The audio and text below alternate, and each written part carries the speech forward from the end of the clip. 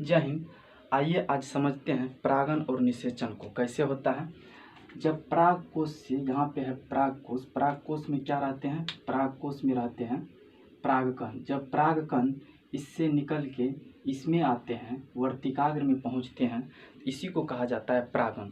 तो ये अपने आप तो आएगा नहीं, ये कई प्रकार से आते हैं, किसी के सहायता से आते हैं, तो उस प्रकार से इसमें परागण की क्रिया होती है। विभिन्न टाइप से होते हैं, तो उसको समझते हैं किसको कैसे क्या कहा जाता है। सबसे पहले है एंटोमोफिली। एंटोमोफिली, यदि परागकण कीट के द्वारा, यदि कीटों में सट के आ जाए यहाँ पे वर्तिकाग्र के पास, तो इसको कहा जाता है एंटोमोफिली। यानी कीट के द्वारा परागण को क्या बोलेंगे, एंटोमोफिली बोलेंगे। यदि यही क्रिया पक्षी के द्वारा होती है, यही क्रिया पक्षी के द्वारा होगी, तो इसको बोलेंगे ऑर्निथोफिली। किसके द्वारा, पक्षी के द्वारा। पक्षी के द्वारा यदि परागकण वर्तिकाग्र तक पहुँचते हैं, तो इसको बोलेंगे ऑर्निथोफिली। यही चीज़ यदि हवा के द्वारा होती है, इसको बोलते हैं एनीमोफिली।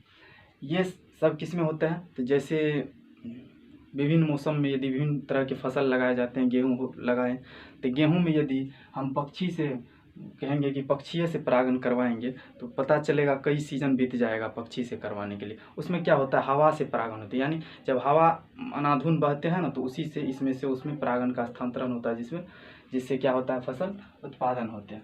तो हवा से परागण को क्या बोलेंगे, एनीमोफिली बोलेंगे।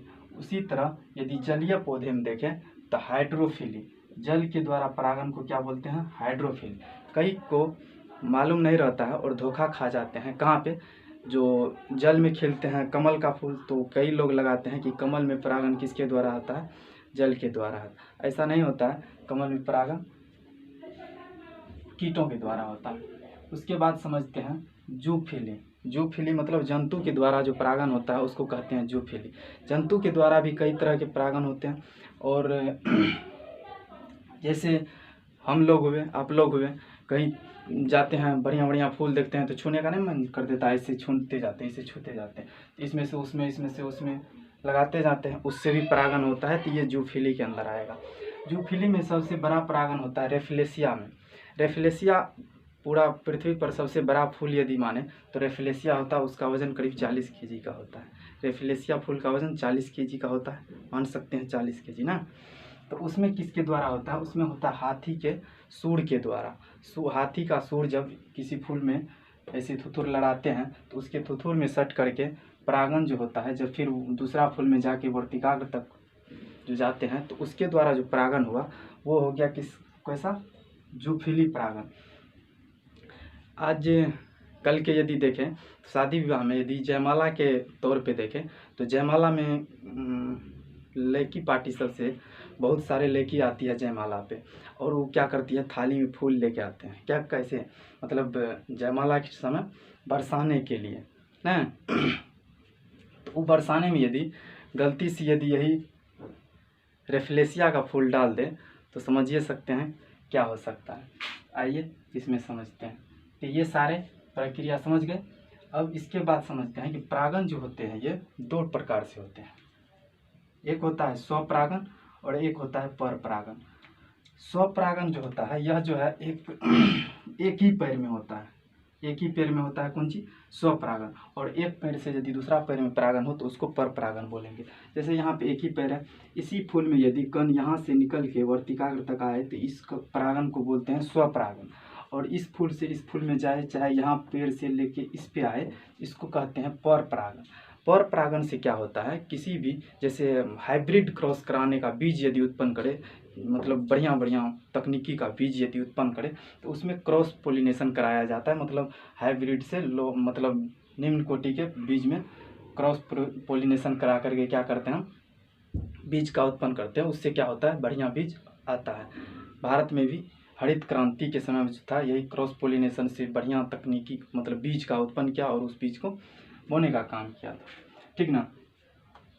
तो पर परागन क्या हो गया, इस मतलब अलग अलग पेड़ में यदि परागन होगा, यदि यहाँ से लेकर के यहाँ से परागकण का यदि यहाँ तक पहुँचने का काम होगा तो इसको बोलेंगे पर परागन। यदि एक ही पेड़ के फूलों के द्वारा परागन होगा तो उसको बोलेंगे स्वपरागन। ठीक, स्वपरागन और पर परागन आप समझ गए होंगे। अगला समझते हैं परागन के और अंदर का पार्ट। देखिए परागकण यहाँ पे था, इस ये है वर्तिकाग्र। वर्तिकाग्र जो होता है वर्तिकाग्र, वर्तिकाग्र में चिपचिपा पदार्थ होता है, ठीक ना। वर्तिकाग्र में क्या होता है, चिपचिपा पदार्थ। और ये 3 पॉइंट को पहले समझ लेते हैं। एक है युग्मक, एक है युग्मनज और एक है भ्रूण।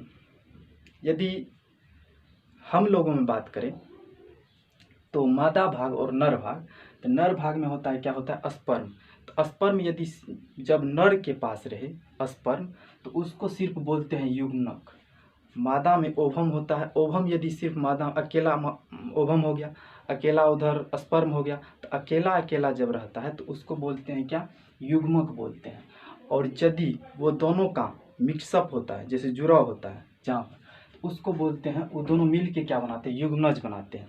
ओवम और उधर से आया स्पर्म, दोनों यदि मिल गया तो मिलने के बाद उसको क्या बोलेंगे, युग्मनज बोलेंगे। और जब अलग अलग थे तो उसको क्या बोलेंगे, युग्मनक बोलेंगे। जब अलग अलग थे तो युग्मक बोलेंगे, और जब मिल गया तो मिलने के बाद क्या बोलेंगे, युग्मनज बोलेंगे। और मिलने के बाद यदि उसके बाद जो उसका थोड़ा विस्तार रूप हुआ, मतलब थोड़ा बड़ा जो हुआ, बच्चा जैसे जब माँ के गर्भ में बच्चा रहते हैं तो उसको बोलते हैं भ्रूण अवस्था, मतलब भ्रूण बोलते हैं। जब तक बच्चा पैदा नहीं हो जाए उसको क्या बोलेंगे, भ्रूण बोलेंगे। अब यदि इधर से उल्टा देखें तो सबसे पहले मतलब इधर बच्चा जब नहीं जन्मे थे, जब माँ के पेट में थे, तो पेट में क्या बोलेंगे, भ्रूण। और भ्रूण नया में जो जब मिले थे दोनों युग्मक, उस समय क्या बना था, युग्मनज। और जब अलग अलग थे तो वो थे युग्मक। उसी तरह इसमें समझते हैं, जब ये परागकण यदि यहाँ कण के रूप में है, परागकण कण के रूप में है तो ये युग्मक हो गया। और यहाँ पे अंडाशय, अंडाशय में क्या है, अंडाणु। जब यहाँ पे परागकण अलग थे, ये भी अलग थे, तो ये थे युग्मक के रूप में। जब यहाँ से परागकण यहाँ पे आए तो इसको बोलेंगे क्या, परागन बोलेंगे। इस क्रिया को क्या बोलेंगे, इस क्रिया को बोलेंगे परागन। परागकण हुआ कण के रूप में जो रहा, ठीक ना, नर जनन भाग का, ये बोलेंगे, इस क्रिया को बोलेंगे परागन। जब यहाँ पे आया तो ये हो गया, परागन की क्रिया खत्म हो गया। और ये क्या हो गया, इसमें जो है बहुत सारा मतलब परागन जो है इसमें आया, बहुत सारा में से सिर्फ नीचे की ओर जो है मात्र दो ही परागन यहाँ तक पहुँचेंगे, 2 परागन पहुँचेंगे। इसमें है, इसमें क्या रहता है, इसमें 3 अंडाणु रहता है। कितना, 3, इधर से 3 और उधर से 2, इधर से 3 और उधर से 2। क्या होता है, एक मिल करके क्या करता है, यहाँ पे ये युग्मनज का निर्माण करता है। ये दोनों अलग अलग थे युग्मक, एक इसका, ठीक ना, परागकण, और एक इधर से अंडाणु, दोनों मिल के क्या होता है, युग्मनज का निर्माण करेगा। ये दोनों युग्मनज बन गया। और ये 3 को जो बच गया, 2 इधर और 1 इधर, इसको बोलते हैं इंडोस्पर्म। इसको क्या बोलते हैं, इंडोस्पर्म, यानी भ्रूण कोश, इंडोस्पर्म। ये तीनों क्या करता है, इसको क्या करता है, सहायता प्रदान करता है। जैसे माँ के गर्भ में जब बच्चा रहते हैं तो उसको भोजन के लिए भोजन की ज़रूरत पड़ती है, तो वो कहाँ से मिलता है, प्लेसेंटा से मिलता है, ठीक ना। जो माँ खाते हैं वही उस बच्चा को मिलता है प्लेसेंटा के द्वारा। उसी तरह ये दोनों जो युग्मनज बना है, इस युग्मनज को इस इंडोस्पर्म के द्वारा जो है भोजन मिलता है। ये दोनों मिलके जब युग्मनज थोड़ा बड़ा हुआ, फूल मतलब पुष्प के बाद जो थोड़ा बड़ा होता है फल के रूप में, छोटा जो रहता है, तो उसको क्या बोलते हैं, भ्रूण बोलते हैं। जब युग्मनज थोड़ा विस्तार हुआ तो उसको क्या बोलेंगे, भ्रूण बोलेंगे। और भ्रूण धीरे धीरे क्या करता है, फल का रूप ले लेता है। फल का रूप लेने के बाद यहाँ यदि इस अंडाशय, ये है अंडाशय, अंडाशय में यदि फिक्स रहे, यदि इसमें छेद रहता है तो ये जो है युग्मक जो है भ्रूण जो है ये नीचे आ जाता है। किसमें, ये है नीचे पुष्पासन, पुष्पासन में आ जाता है। तो जब छिद्र के सहारे पुष्पासन में आ जाएंगे तो उसको बोलेंगे असत फल। और जब फल का निर्माण ये अंडाशय में होता है तो उसको बोलते हैं सत्य फल। ये फल वाले चैप्टर में समझेंगे। यहाँ तक आप समझ गए होंगे कि ये कैसे होता है, क्या होता है, किस मतलब टाइप मतलब किस समय किस चीज़ का निर्माण होता है, ये सारी बातें आप समझ चुके होंगे। इसका यदि भाग की बात करें तो इससे पहले एक वीडियो डाल चुके हैं, उसको देखिएगा, सब भाग पता चल जाएगा। कौन है वर्तिका, कौन है अंडाशय, कौन है वर्तिका, उमंग जयांग सब के बारे में बता चुके हैं। आशा करता हूँ जो आपको समझ में आया होगा। यदि अच्छा लगे तो लाइक कमेंट और शेयर कीजिएगा। थैंक यू, धन्यवाद।